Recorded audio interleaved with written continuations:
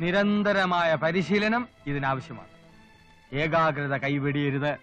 മോഷണം ഒരു കലയാണ്, ശാസ്ത്രമാണ്. ശക്തിയല്ല, ബുദ്ധിയാണ് ഈ ശാസ്ത്രത്തിന്റെ അടിസ്ഥാന ശില.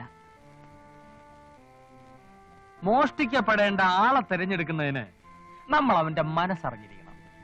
ആകാശം നോക്കി നടക്കുന്നവൻ, ഭൂമി നോക്കി നടക്കുന്നവൻ, പകൽക്കിനാവ് കാണുന്നവൻ, പെണ്ണുങ്ങളുടെ വായി നോക്കി നടക്കുന്നവൻ, ഇങ്ങനെയുള്ളവരെ വേണം നമ്മൾ തിരഞ്ഞെടുക്കാൻ.